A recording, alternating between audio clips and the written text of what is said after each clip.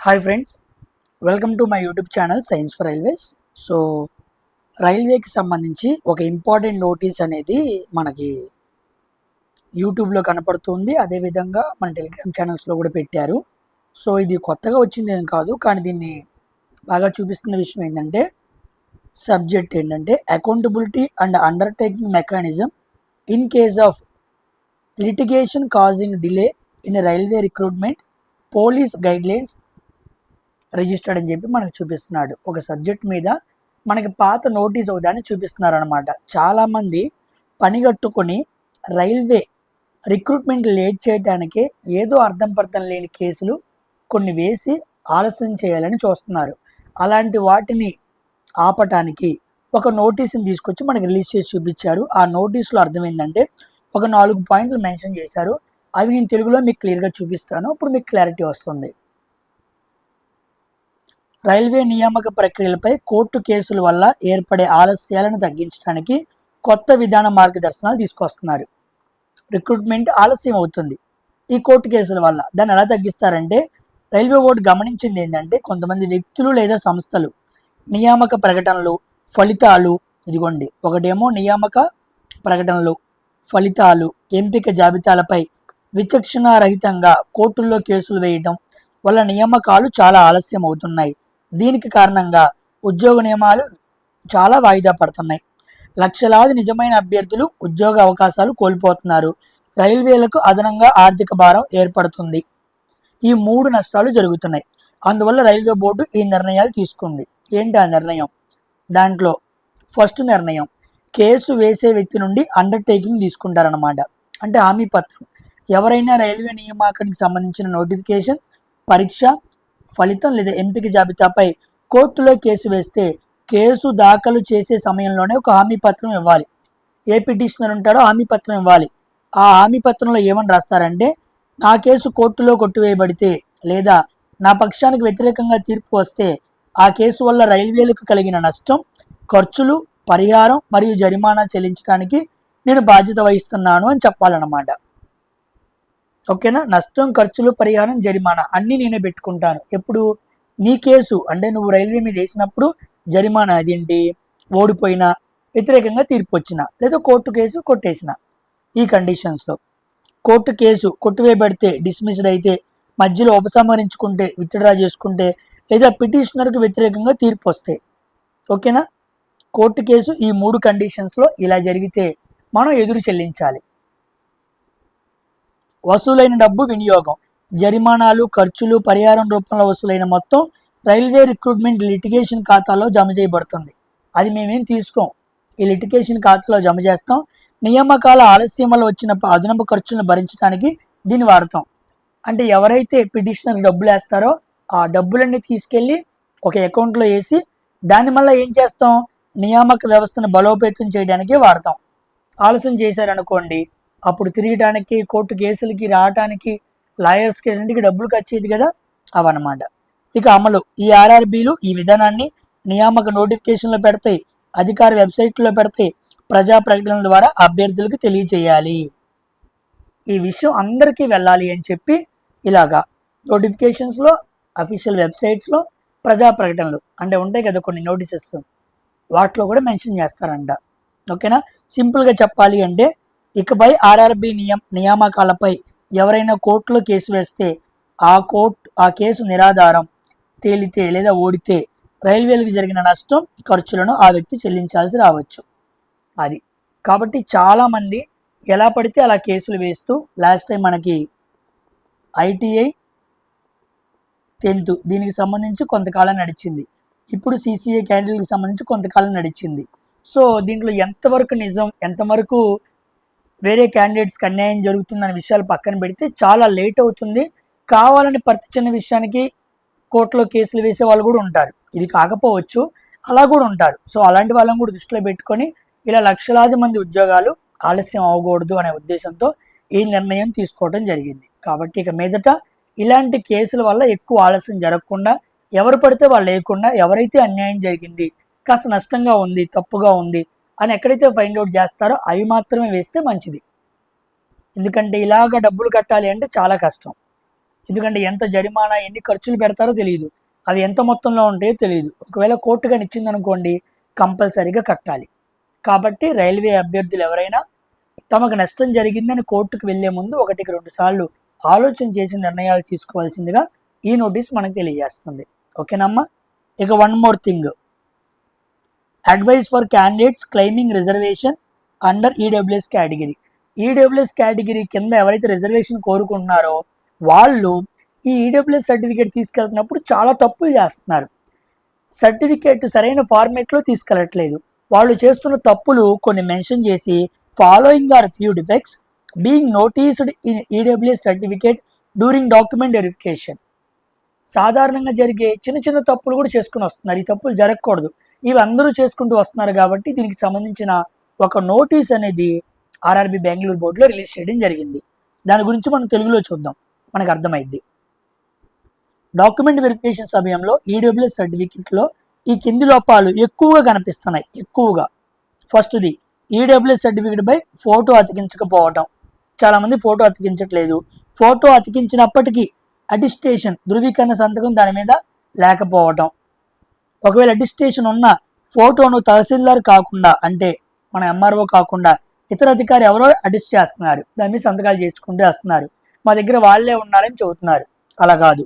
సర్టిఫికేట్లో కులం, క్యాస్ట్ పేరు పేర్కొనకపోవడం మెన్షన్ చేయాలి. The cast has to be mentioned in the EWS certificate. ఈ 4 తప్పులు ఎక్కువగా అందరి ఈడబ్ల్యూఎస్ సర్టిఫికేట్లో కనపడుతున్నాయి.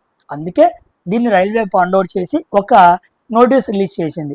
కాబట్టి ఈడబ్ల్యూఎస్ రిజర్వేషన్ కోరుతున్న అభ్యర్థులు ఎవరైనా ఉంటే డాక్యుమెంట్ వెరిఫికేషన్ సమయంలో ఎటువంటి లోపాలు, డిఫెక్ట్ ఫ్రీ ఈడబ్ల్యూఎస్ సర్టిఫికేట్ తీసుకెళ్ళాలి. లేకపోతే అతన్ని ఈడబ్ల్యూఎస్ రిజర్వేషన్కి సంబంధించిన క్యాండిడేచర్ సభ్యత్వం ఏమైపోయింది, రద్దయిపోయిద్ది. ఓకేనా. అక్కడ కానీ అది సరిగ్గా లేకపోతే మనం వేరే రీజన్స్ చూపించినా సరే వాళ్ళు మనల్ని అంగీకరించరు. సో డాక్యుమెంట్ వెరిఫికేషన్ దాకా వెళ్ళి ఆ సర్టిఫికేట్ని సరిగ్గా పెట్టుకోలేక ఉద్యోగం కోల్పోవటం జరిగిద్ది, చాలామంది పిల్లలకి జరిగింది. ఆ తప్పులు ఈడబ్ల్యూఎస్ క్యాండిడేట్స్ ఎవరైతే ఉంటారో మీరు ఇప్పుడు ఏఎల్పి అప్లై చేస్తున్నా లేదా వేరే అప్లై చేస్తున్నా చాలా జాగ్రత్తలు తీసుకోండి. చేతులారా డీవీ దగ్గర ఉద్యోగం పోగొట్టుకోవద్దు. ఓకేనా. ఇదనమాట ఈ 2 అప్డేట్స్ నేను ఒకే వీడియోలో చెప్పేస్తున్నాను. నెక్స్ట్, మన పిల్లలు అడుగుతున్న అప్డేట్స్ ఏంటంటే, sir RRB group D results ఎప్పుడు? రిజల్ట్స్ గురించి మీరే కాదు అందరూ అడుగుతున్నారు. So RRB group D results అయితే టెలిగ్రామ్ గ్రూపుల్లో రేపే రిజల్ట్స్ అని చెప్పి చాలా హిందీ టెలిగ్రామ్ ఛానల్స్లో పెడుతున్నారు. అయితే మోస్ట్లీ ఈ వీక్లో వస్తుంది అని చెప్పి కొంతమంది అంటున్నారు. సో ఈ వీక్ నెక్స్ట్ వీక్లో కంపల్సరీగా వచ్చింది. ఇక రన్నింగ్కి, సార్ రన్నింగ్కి ఎంత గ్యాప్ తీసుకుంటారు అంటే, ఏ బోర్డు ముందు పెట్టిద్దో ఏ బోర్డు వెనకాల పెట్టిద్దో తెలియదు. లాస్ట్ టైం సికింద్రాబాద్ బోర్డు ముందు పెట్టింది, ఆ తర్వాత బెంగళూరు బోర్డు జరిగింది. కాబట్టి ఎక్కువ మంది ఏమీ లేరు. మహా అయితే 1642 అనుకోండి సికింద్రాబాద్లో ఉన్న పోస్టులు. దాంట్లో 642 తీసేస్తే సిసిఏ క్యాండిడేట్లు, ఎక్సర్విస్మెంట్ సంథింగ్ అంటే తీసేస్తే ఉండేది మహా 1000 మంది. 1000 మందికి రన్నింగ్ పెడతాం, వాడికి జుజుబీ అనమాట. ఈజీగా పెట్టేస్తాడు. కాబట్టి ఎక్కువ రోజులు ఏం పట్టదు. అన్ని బోర్డ్స్కి సీక్వెన్షియల్గా ఒకరోజు అటు ఇటుగా స్టార్ట్ అయిపోయింది. రిజల్ట్స్ ఇచ్చిన మహా అయితే ఒక 3 వీక్స్, మహా అయితే 3 వీక్స్, దానికి మించి ఎక్కువ గ్యాప్ తీసుకోడు. ఇప్పటికే మనకి ఫిబ్రవరిలో ఎగ్జామ్ అయిపోతే మార్చు, ఏప్రిల్, మే, జూన్ మిడ్ కూడా మనం వచ్చాం. ఓకేనా. సో మనం అనుకుంటున్న ఎండాకాలం కూడా వెళ్ళిపోయింది, మన మంచిగా ఏమంతా జరిగింది అనుకుందాం. కాబట్టి కంపల్సరీగా 3 వీక్స్ గ్యాప్ నుంచి ఎక్కువ తీసుకోడు. కాబట్టి మీ రన్నింగ్ని ప్రాక్టీస్ పెంచండి. ఓకేనా. చాలా జాగ్రత్తగా ఆహారపు అలవాట్లు అన్నీ జాగ్రత్తగా పెట్టుకోండి. ఓకేనా. చివరి అవకాశం, చాలామంది రెడీగా ఉన్నారు. ఓకేనా. ఎందుకంటే ఇది చాలా మార్పులు జరుగుతాయి. ఎందుకంటే ఈ మధ్యలో NTPC graduate, NTPC under graduate, ALP results, technician grade 1 results, grade 3 results, ఇలా 5 రకాల రిజల్ట్స్ వచ్చిన వాళ్ళు ఈ గ్రూప్ డిలో ఉన్నారు. ఓకేనా. వాళ్ళు కూడా ఈ ఉద్యోగాలకి వెరిఫికేషన్లకి వెళ్ళి సైలెంట్గా ఉంటారు. ఈ గ్రూప్ డి ఎగ్జామ్ కూడా వస్తారు. ఎవరైనా ఏఎల్పి వద్దనుకున్నారనుకోండి, మోస్ట్లీ అన్ని ఉద్యోగాలకి వెళ్తారు తప్ప కొంతమంది ఏఎల్పి వద్దనుకునే వాళ్ళు ఉన్నారు. ఆ వద్దనుకునే వాళ్ళు ఎక్కడికి వస్తారంటే ఈ గ్రూప్ డికి రన్నింగ్కి వస్తారు. మిగతా అందరూ ఉంటారనమాట. సో నేను 1:3 తీసినప్పుడు మోస్ట్లీ 1:3లో నువ్వు వచ్చేస్తే ఇలా ఉద్యోగాలు కొట్టిన వాళ్ళందరూ ఎక్కువ మంది అందరూ వెళ్ళిపోతారు కాబట్టి మోస్ట్లీ గ్రూప్ డిలో నీకు ఛాన్స్ ఉండే అవకాశం ఉంది. కాబట్టి చాలా జాగ్రత్తగా 1:3లో ఉండే విధంగా ఎవరికైతే మంచి స్కోర్ ఇచ్చిందో వాళ్ళకి చాలా మంచి పాసిబిలిటీస్ ఉంటాయనేది అనిపిస్తుంది. ఇది కాస్త లేట్ అవ్వటం వల్ల మనకు వచ్చిన ఉపయోగం అన్నమాట. చాలామంది వెళ్తున్నారు కాబట్టి, ఇన్ని రిజల్ట్స్ వచ్చినాయి కాబట్టి. సో చాలామంది అడుగుతున్నప్పుడు కట్ ఆఫ్ వీడియో కూడా నేను రెడీ చేస్తున్నాను. So red zones, green Jones, orange Jones అని పెట్టుకొని జోన్స్ వైజ్గా డివైడ్ చేసి నార్మలైజ్డ్ మార్క్స్ అన్ని గమనించి కట్ ఆఫ్ కూడా రెడీ చేస్తున్నాను. రేపు కానీ ఎల్లుండి కానీ ఆ వీడియో కూడా వచ్చేసింది. ఒకవేళ రిజల్ట్స్ వచ్చేసింది అనుకోండి, నేను ఆ వీడియోని అప్లోడ్ చేయను. ఓకేనా? ఒకవేళ కాదు రాలేదనుకోండి, ఆ వీడియో కూడా అప్లోడ్ చేస్తాను, చూడండి. ఓకేనా? సో రిజల్ట్స్కి సంబంధించిన విషయం అయితే ఇదనమాట. And one more thing, next group D exam ఎప్పుడు, దానికి సంబంధించి కూడా ఒక అప్డేట్ ఇస్తాను. సామాన్యంగా మనకి ఆగస్టు 21 నుంచి అలాగా ఎగ్జామ్స్ స్టార్ట్ అవుతాయి, నెక్స్ట్ గ్రూప్ డి జరిగిపోయిద్ది అని మనం అనుకున్నాం. కానీ అప్పుడు జరగదంట, అది సెప్టెంబర్లో జరిగిద్ది అని చెప్పి కొంతమంది పిల్లలు నాకు తెలిసిన వాళ్ళు చెప్పారు.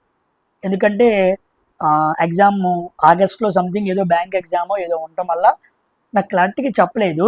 సో ఉండటం వల్ల ఏదో సమ్ రీజన్స్ వల్ల అయితే ఆగస్ట్లో అయితే ఎగ్జామ్ జరగదు. నెక్స్ట్ గ్రూప్ డి ఎగ్జామ్ 22,000 పోస్టులు ఉంది కదా సంథింగ్, అది కంపల్సరీగా సెప్టెంబర్లో స్టార్ట్ అయిపోయిద్ది. సెప్టెంబర్, అక్టోబర్ తీసేసుకొని ఆ 2 monthsలో పెట్టేస్తారు అని అనటం జరుగుతుంది. ఓకేనమ్మా? సో కంపల్సరీగా నెక్స్ట్ గ్రూప్ డి పిల్లలకి సెప్టెంబర్ గుర్తుపెట్టుకోండి. నెక్స్ట్ ఈ నెలని ఇప్పుడు గ్రూప్ డి రాసిన పిల్లలు 32,000 మందికి పెట్టిన పిల్లలు, పోస్టులకు పెట్టిన పిల్లలు జాగ్రత్తగా ప్రిపేర్ అవ్వండి. ఇదనమాట నేను చెప్పాలనుకున్న అప్డేట్స్ అన్ని. అండ్ వన్ మోర్ థింగ్, నేను ఫిజిక్స్లో లైట్ కూడా కంప్లీట్ చేశాను. నెక్స్ట్ సౌండ్ ఉంది, నెక్స్ట్ మెకానిక్స్ ఉంది. ఈ సౌండ్, మెకానిక్స్ ఈ రెండు కూడా ఈ జూన్లోనే ఫినిష్ చేస్తాను. ఈ కెమిస్ట్రీ కూడా ఈ జూన్లోనే ఫినిష్ చేస్తాను. సో జూన్ లోపు నేను ఫిజిక్స్, కెమిస్ట్రీ మాట్లాడేస్తాను. తర్వాత నాకు బయాలజీ ఉండిద్ది, మెల్లిగా బయాలజీ కూడా ఫినిష్ చేసుకుంటాను. సో సెప్టెంబర్ లోపు కల్లా నేను గ్రూప్ డి పిల్లలకి ఏమైతే అందించాలో 2,525 క్వశ్చన్లు, total 101 shifts, physics, chemistry, biology మొత్తం అందించేస్తాను. మీరు భయపడాల్సిన పనేమీ లేదు. ఆ టార్గెట్ నేను పెట్టుకున్నాను. అది మీకు ఏఎల్పి, జేఈ, టెక్నీషియన్ అన్ని ఎగ్జామ్స్కి ఉపయోగపడిద్ది. అలాగని ఈ పేపర్లో మాట్లాడినా కాదు, నిరభ్యంతరంగా మాట్లాడతాను. ఇవి అవ్వంగానే నా టార్గెట్ వీటి మీదే ఉండిద్ది. ఇవి తొందరగానే అయిపోతాయి. ఓకేనా? సో కొత్త గ్రూప్ డికి ప్రిపేర్ అయ్యే వాళ్ళు ఎలా ఉండాలి, ఇప్పుడు గ్రూప్ డికి ఎగ్జామ్ అయ్యిద్ది అనుకున్న వాళ్ళు ఎలా ఉండాలో కూడా క్లారిటీగా చెప్పాను. ఆ కేసుల విషయం కూడా వివరంగా చెప్పాను. ఓకేనా? ఇంకేమైనా కామెంట్ సెక్షన్లో అడగండి, వాటన్నిటి గురించి నెక్స్ట్ ఏమైనా పాసిబుల్ అయితే అన్ని ఒకే వీడియోలో మనం మాట్లాడుకుందాం. సో ఇక్కడితో వీడియో ఫినిష్ చేస్తున్నాను. నెక్స్ట్ వీడియోలో కలుద్దాం. Until then thank you very much for watching science for always. Bye.